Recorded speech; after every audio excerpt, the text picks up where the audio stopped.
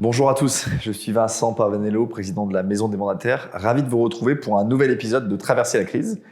Un épisode, un entretien, un interview dans lequel je vous partage et je vous fais rencontrer un mandataire qui arrive particulièrement bien à traverser la crise, à traverser cette crise, à traverser ce ralentissement de marché. Vous allez voir que aujourd'hui, je vais vous présenter un mandataire qui pense que c'est pas une crise, mais un retour à la normale, et je vais essayer de le challenger là-dessus, mais qui en tout cas va vous partager, va vous donner des conseils sur comment adapter ces méthodes à un marché qui est peut-être plus un marché d'acheteurs maintenant qu'un marché de vendeurs, comment faire plus avec moins de transactions, comment mieux accompagner ses clients, comment diversifier aussi peut-être ses activités entre de la production et puis aussi l'animation d'une équipe. Tous ces sujets, je vais les aborder avec Volkan. Bonjour Volkan. Bonjour Vincent. Ravi de te rencontrer. On se connaît depuis quelques instants, on s'est croisés juste avant, donc on va avoir un échange très direct sur tous ces sujets-là. Mais d'abord, peut-être te présenter, tu travailles dans quel réseau, où géographiquement, et c'est quoi ton histoire personnelle, parce que je comprends que tu as au moins une autre activité que l'immobilier. Tout à fait. Alors, bonjour Vincent à nouveau, Volkan Algul. Donc, je suis chez BSK Immobilier depuis quelques années. Ça fait 8 ans que je suis dans l'immobilier.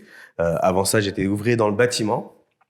Et effectivement, mon autre activité... Et t'as été combien de temps ouvrier dans le bâtiment? Oula, j'ai été 12 ans ouvrier dans le bâtiment. Et comment on passe d'ouvrier dans le bâtiment à agent immobilier? Par un ras-le-bol total. Ok. Par une envie de se dépasser et puis de se dire, on peut faire mieux. Okay. Et si on n'est pas content, c'est de faire mieux. Ok, c'est un très bon moteur, j'aime bien cette idée. Tout à fait. Et c'était en quelle année donc tu as fait le switch? C'était en 2015. Ok. Donc 2015, ras-le-bol total, il faisait froid. J'étais sur un chantier à Roissy-en-Brie et je venais de m'engueuler avec le conducteur. En région parisienne, pour ceux qui connaissent. Oui, pour la région parisienne, tout à fait. Et je venais de m'engueuler avec le conducteur de travaux qui s'en prenait à mes gars. Et puis, j'ai dit non, en fait, c'est pas moi. Il faisait très, très froid ce jour-là et j'avais pas envie de travailler, j'avais envie de rien faire. Et ça, depuis quelques jours. Et en rentrant le soir à la maison, je dis à mon épouse, j'ai dit à partir de la semaine prochaine, je change. Et c'est parti. Et c'est parti. Et tu l'as fait, parce que tu ne te reconnaissais plus. Exactement. Okay. Et pourquoi, pour BSK tout de suite ou tu as fait plusieurs? Non, j'étais pendant quelques années chez IAD France, là où j'ai tout appris. Et puis après, j'ai... C'est sympa de le dire. Ah il faut dire les choses. Pour la concorde entre les réseaux. Donc mais complètement, mais faut dire les choses comme elles sont. C'est bien beau de taper sur son ancien réseau. Non, ça c'est pas bon. Ça c'est un manque de respect pour son propre passé déjà. Parce que si on critique son propre passé, c'est qu'on ne se respecte pas. J'ai appris beaucoup de choses. Ok. C'est certain. T'en es parti à un moment donné parce que tu voulais... J'en suis parti parce que ça me correspondait plus. Et on devenait de plus en plus nombreux sur le terrain. Et j'avais envie de voir autre chose et autrement. Voilà. Et t'as switché en quelle année du coup chez BSK? J'ai switché, bonne question, en 2019. En 2019, ok. Ouais. Ça fait 4 ans que tu es chez BSK. Exactement. Donc tu es basé en région parisienne? Non, Sud-Seine-et-Marne, secteur Nemours. On dit pas, c'est plus la région parisienne? Ah si, c'est région Île-de-France. Région, ouais, pardon, quand je dis région parisienne, c'est au sens administratif de l'Île-de-France, oui, bien sûr. Oui. Ok. Ça marche. Il est comment ce marché? C'est quoi le prix moyen pour les gens qui connaissent pas du tout Nemours? Le prix moyen, on va être à 2000 € le mètre carré, 2000, 2200. Ok. Ça va dépendre du bien. Mais c'est pareil, j'y crois pas trop, moi, le prix du mètre carré. Non, mais ça donne juste, tu vois, un ordre de grandeur aux gens qui nous écoutent. Tout à fait. Ok, ça marche plutôt bien pour toi? Ça marche très bien. Tu produis, je sais pas si tu veux nous partager un ordre de grandeur des chiffres ou du nombre de ventes, ce que tu veux, peu importe, mais en tout cas, dis-nous que ça marche bien. Et puis, tu as aussi développé une équipe par ailleurs. Tout à fait. Alors, ça marche très bien. Sincèrement, je me plains pas. Alors, bien sûr qu'il y a un changement. Il y a eu un changement. Pourquoi? Parce qu'on était à une époque Covid, après Covid, où on vendait tout, n'importe comment.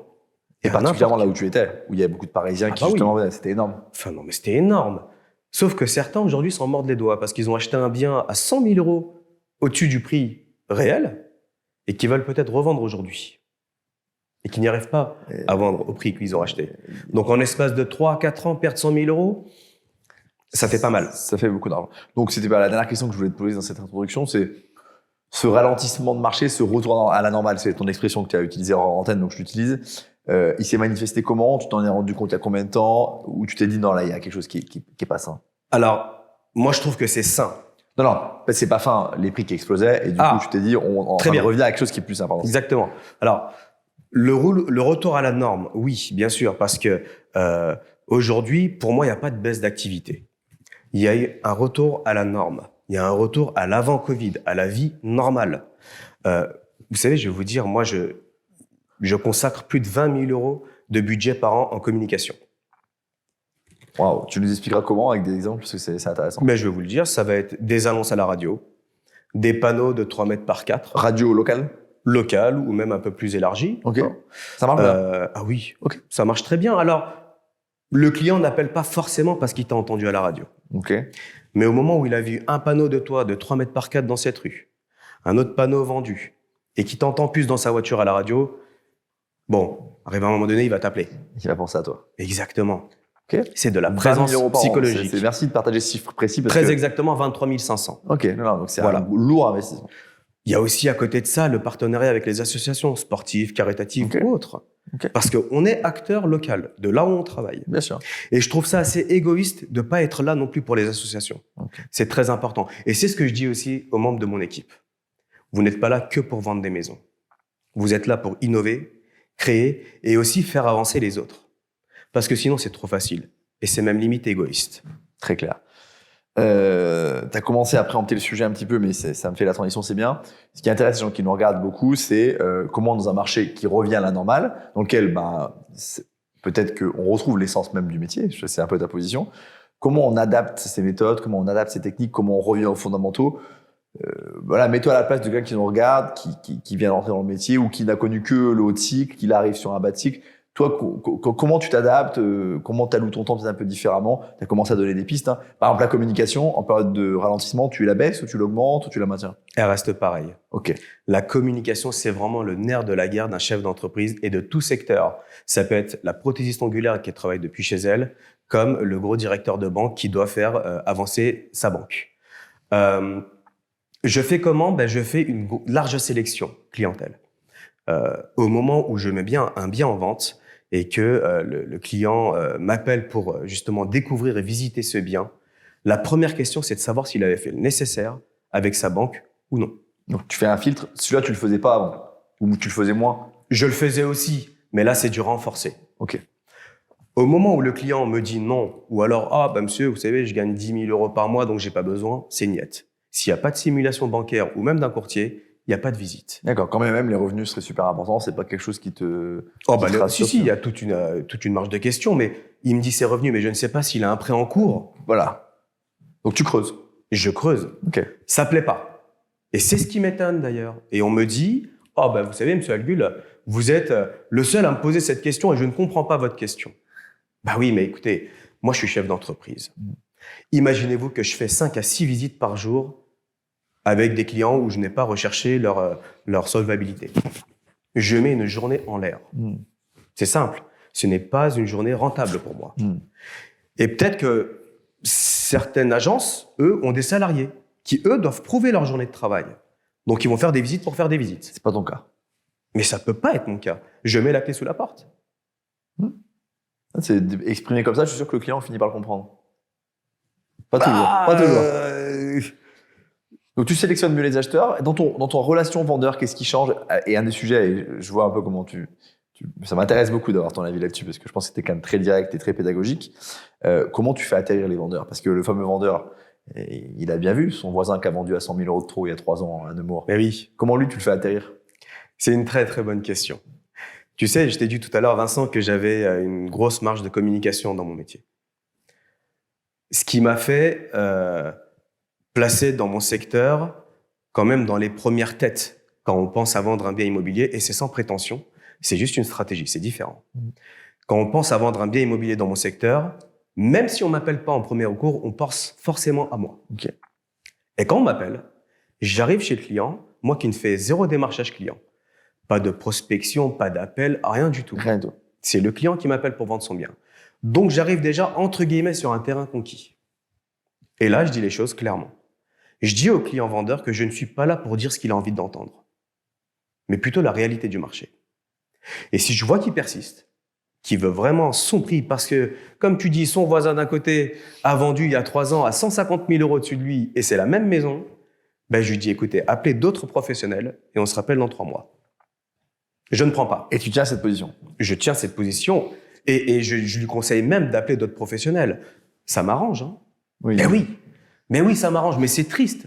C'est triste parce que Tu les envoies au casse-pipe. Bah, Mais non, mais je comprends. En tout cas, oui. mais il y a d'autres agences qui vont le prendre à ce prix-là. Bien sûr.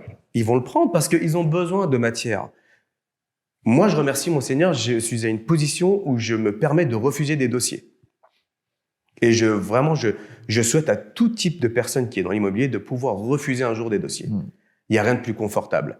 C'est là qu'on gagne en crédibilité. Et le client rappelle dans 3 mois en vous remerciant. Merci, effectivement, vous aviez raison. Et là, forcément, la suite, elle est. Et là, j'y vais et puis on déboîte tout, bien entendu. Bien sûr. Donc, si je résume un peu, donc la communication, tu la baisses pas, tu la maintiens, c'est le nerf de la guerre. Oui.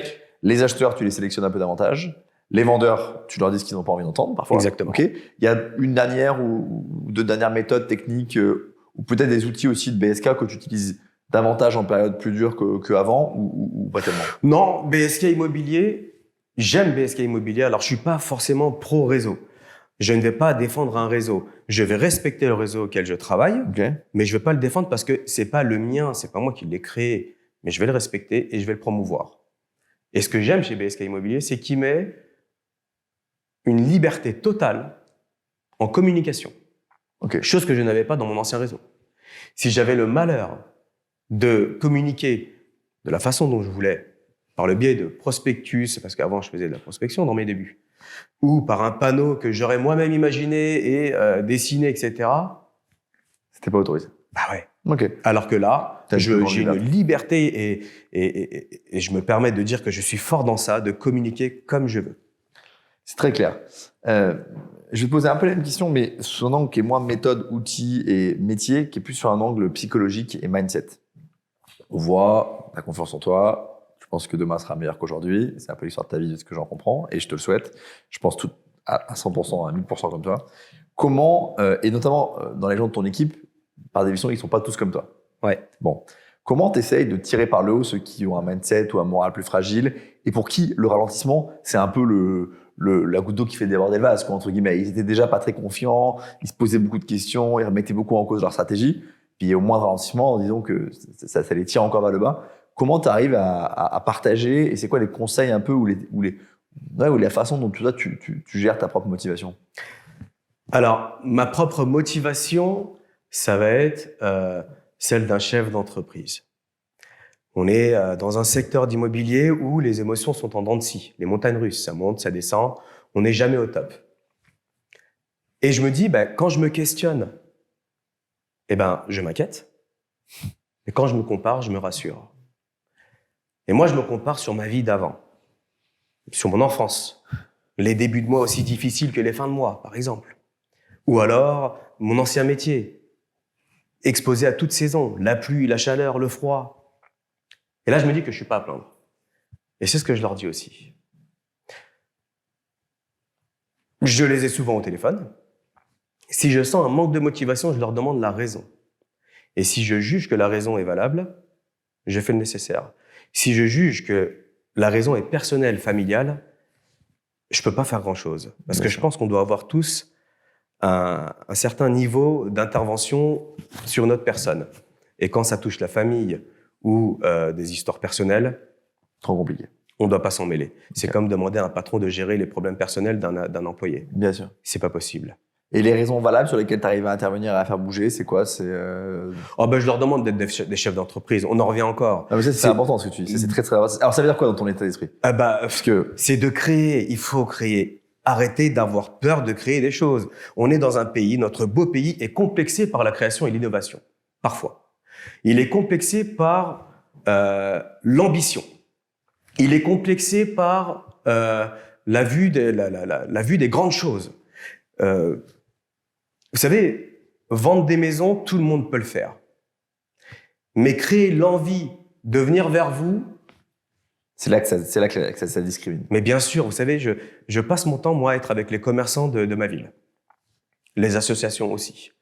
Oui, j'ai créé plusieurs jeux avec les commerçants pour faire gagner des bons d'achat aux Nemouriens, aux administrés de ma ville ou même à ceux de l'extérieur pour pouvoir bénéficier des réductions chez les commerçants de ma ville. Ça m'a demandé un certain coût, ça m'a demandé une certaine énergie, mais c'est nécessaire. C'est nécessaire pour un chef d'entreprise de créer encore une fois. Donc toi, tu dis, ceux qui doutent, commencez par vous rappeler que vous êtes des chefs d'entreprise. Donc d'abord, le doute, c'est normal. C'est pas grave, faut le décomplexer. Enfin, je pense voilà, c'est normal. Bien sûr. On passe tous par là. Et agissez en chef d'entreprise et pas de faire un pas de côté, prenez des risques. C'est ça en fait ta position. Prendre des risques et trouver des solutions à tout. Regardez, je vais vous donner un exemple. Récemment, au conseil municipal de ma ville, on a voté le nouveau règlement local de publicité. Ok. D'accord ? Ce qui va réduire les panneaux d'affichage. Ceux qui faisaient 12 mètres carrés vont finir à 6 mètres carrés. Donc, ça va réduire la communication des entreprises. Il va y avoir aussi l'interdiction de mettre des panneaux sur des clôtures.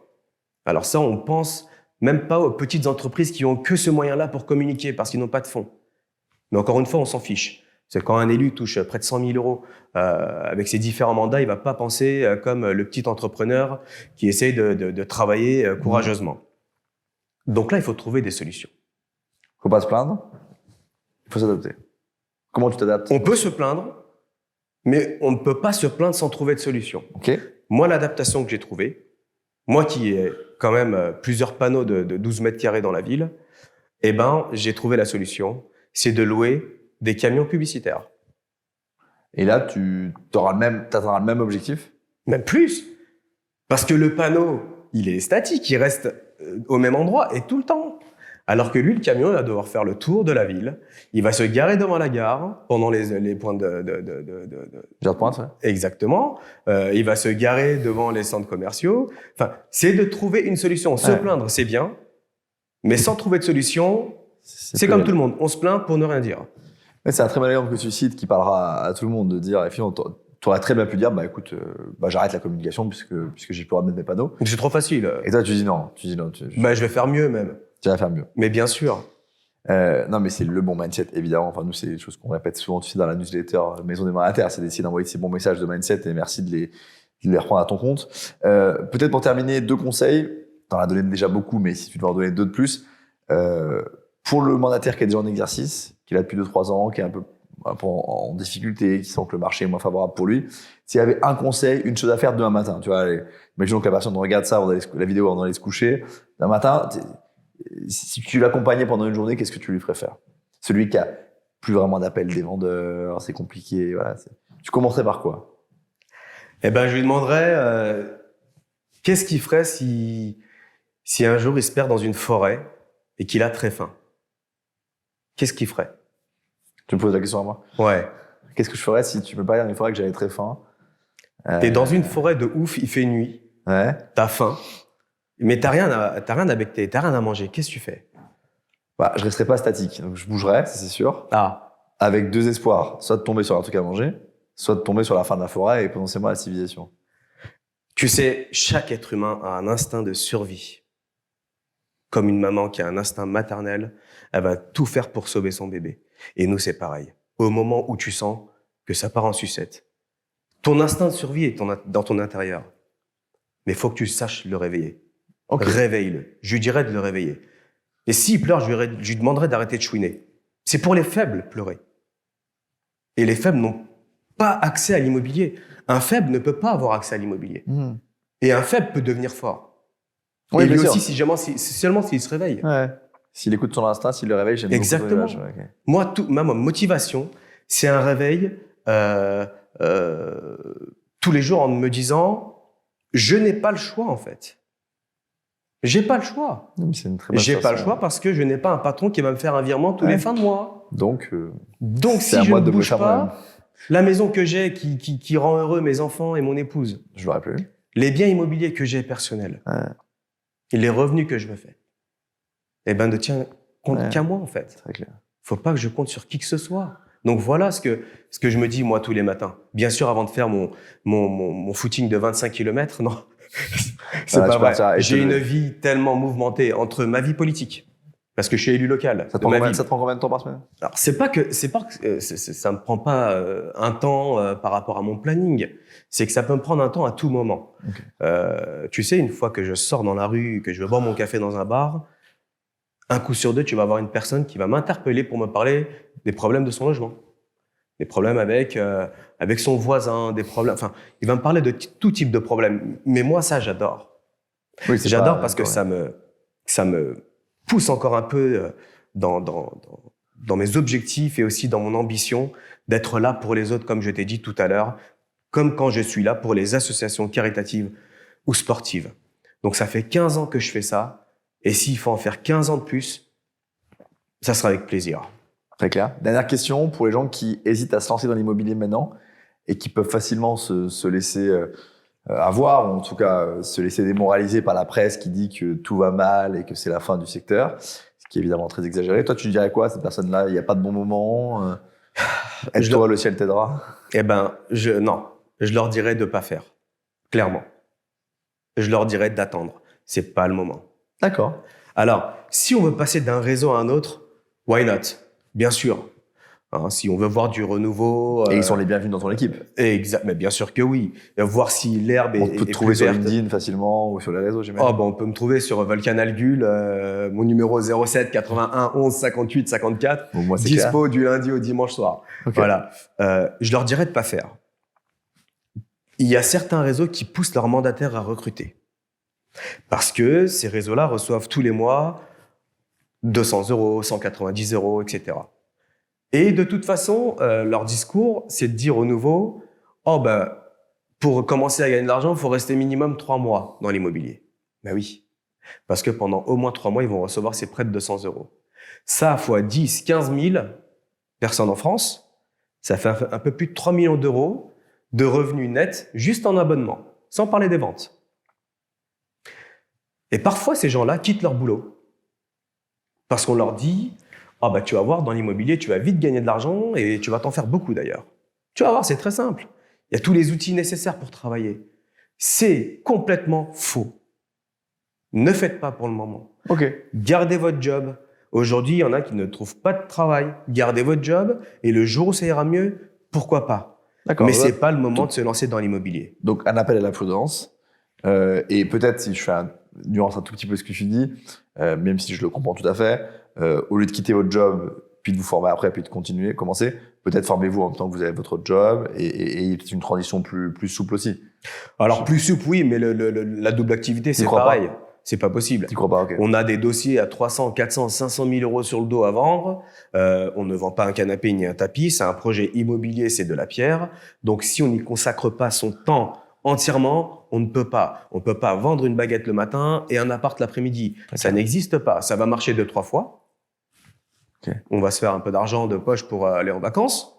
Mais ça va pas être comme ça hein, qu'ils vont réussir à s'épanouir. Ma mère, paix à son âme, c'était une grande dame, cette dame-là.